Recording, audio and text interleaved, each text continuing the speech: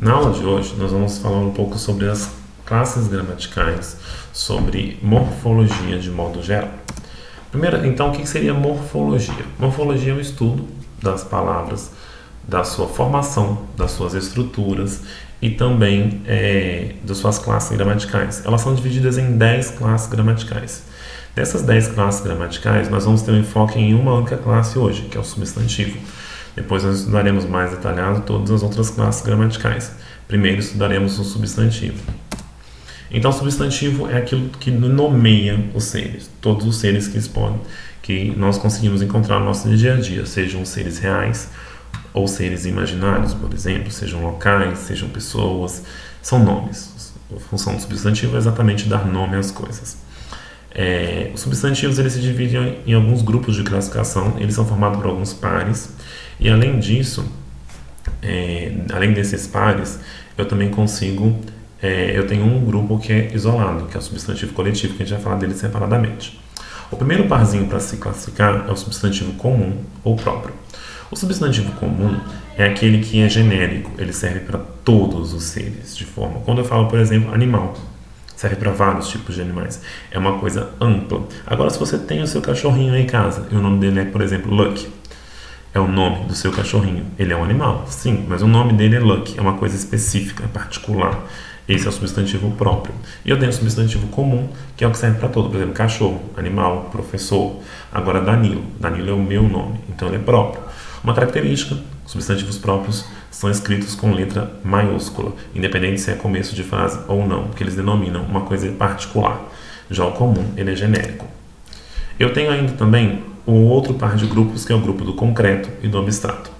Nesse grupo entre concreto e abstrato, eu tenho os substantivos concretos, aquilo que designa seres que já existem, independente de outros seres, mesmo que esses seres sejam imaginários. Por exemplo, é um homem, uma criança, uma flor, um beija-flor, agora uma fada, um lobisomem.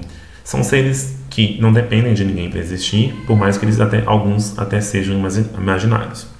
Então, o concreto é aquilo que não depende de ninguém para existir. Já o abstrato é aquele que depende, foquem nisso aqui, depende de outros seres para se manifestar ou existir. Tudo que depende de alguém, de outro ser para que possa existir, ele é abstrato. Por exemplo, tristeza. A tristeza ela não existe sozinha. Ela depende de alguém para que ela exista. Saudade, felicidade, a vida, por exemplo, tudo isso depende de alguém para existir. Porque se não existir uma pessoa, não vai existir vida, se não existir um ser. Então, eles não podem existir sozinhos. Esses são os abstratos. Então, eu tenho, voltando aqui só para a gente avisar, comum e próprio, né? Que o comum designa seres gerais, genérico, e o próprio particular. Eu tenho o concreto, que são independentes, não dependem de ninguém para existir. E eu tenho o abstrato. O abstrato depende sempre de um outro ser para existir. Agora nós temos um que não é em parzinho, que ele é coletivo. Coletivo é um conjunto de seres, tá? Por exemplo, um enxame, que é um conjunto de abelha. Eu tenho, por exemplo, molho, que é conjunto de chaves, entre outras coisas, matilha. São vários exemplos de coletivo. E o coletivo, ele é no singular, porque, por exemplo, molho é um conjunto de chaves, são várias chaves, mas ele dá a ideia de um plural, porque é um conjunto. Tá? Eu ainda tenho como classificá-los a respeito da formação do substantivo, se ele é simples ou composto. O que é um substantivo simples, formado por apenas uma única palavra, de um único radical de sua origem? Por exemplo, beijo, sofá, sol, luz. Agora, o substantivo composto é aquele formado por dois ou mais radicais.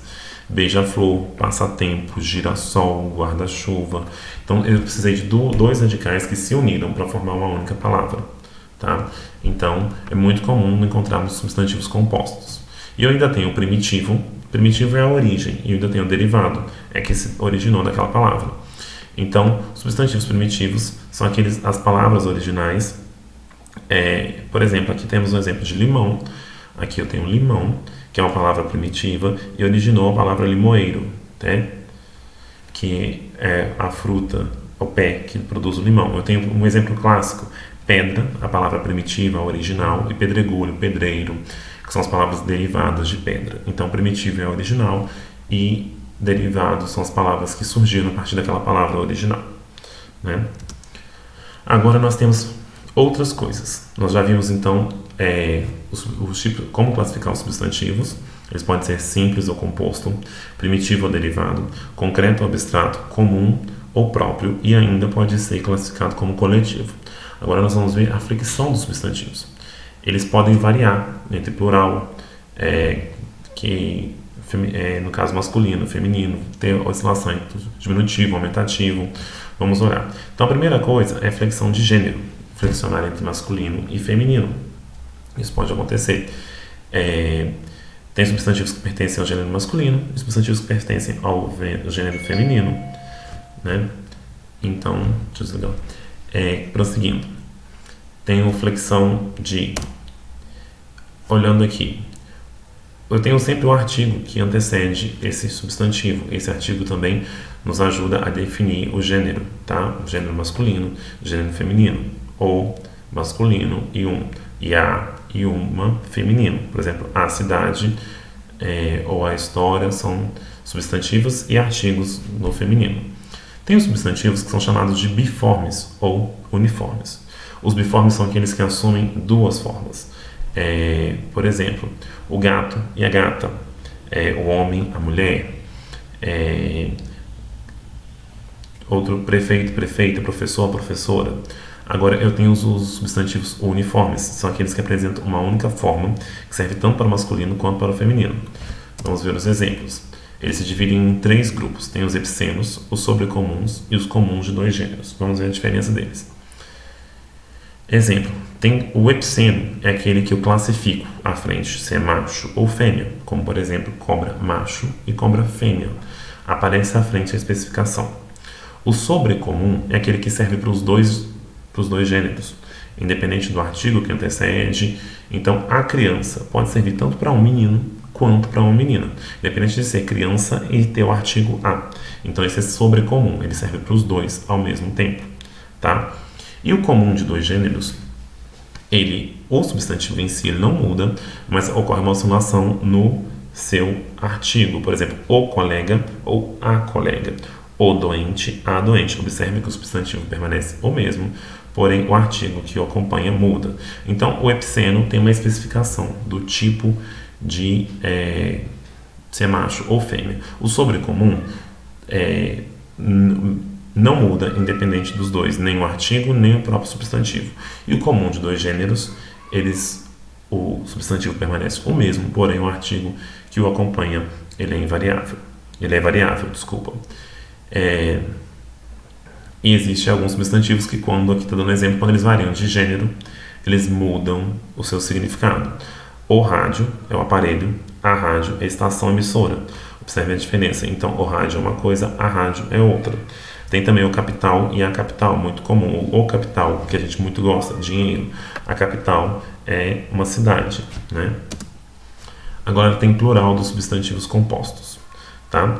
Existem 2 grupos, os que têm hífen separando eles e os que não têm hífen separando. Os que não têm hífen separando, simples, somente o plural. A regra do plural é a mesma para todas as palavras. Agora, quando eles têm hífen separando ele, que é esse caso aqui, ou seja, são 2 elementos, couve-flor, amor perfeito. Nesses casos aqui, nós temos algumas regras. Quando for tanto substantivo com substantivo, substantivo e um adjetivo, ou um adjetivo e um substantivo, ou ainda um numeral e um substantivo, os 2 sofrem flexão. Tanto a primeira palavra quanto a segunda vão para o plural. Agora, quando for formado de verbo mais substantivo, ou de uma palavra invariável com outra palavra variável, ocorre o seguinte: a primeira fica totalmente invariável, como guarda-roupa e alto-falante, e a segunda vai para o plural. Então, guarda é o verbo, substantivo, roupa. Somente o substantivo vai para o plural. Aqui também eu tenho uma palavra invariável, alto-falante. Alto-falante é uma palavra invariável, somente o falantes vai para o plural. Ainda quando eu tenho palavras repetidas também, ou imitativas, somente a última vai para o plural, tá? Agora tem um caso em que eu flexiono somente o primeiro elemento. Substantivo mais preposição clara, mais um substantivo. Por exemplo, água de colônia. Nesse caso aqui, eu tenho um substantivo, uma preposição e um outro substantivo. Água e colônia são substantivos e o dia é uma preposição ligando os dois. Nesse caso, somente a primeira palavra vai para o plural, tá? E aqui é quando a preposição ela não aparece, mas ela existe, tá? Por exemplo, cavalos de vapor. Cavalo de vapor. Não aparece o de, mas a gente entende que existe. E somente o cavalos vai para o plural, ok? E ainda quando eu tenho um substantivo, mais substantivo que funciona como determinante do primeiro, ou seja, especifica a função ou tipo do termo anterior. Por exemplo, palavra-chave, bomba-relógio, notícia-bomba, homem-rã, peixe-espadas. Aqui eu tenho um segundo substantivo, mas que está especificando o primeiro, sempre. Então, somente a primeira vai para o plural. Tem alguns casos especiais. Louva a Deus, substantivo, substantivo, preposição. Porém, aqui inflexiona o Deus, não louva. Bem te vi, somente o vis também. Bem me quer, é bem me queres. E João ninguém, é Joões ninguém. Tá? Esses são os casos especiais.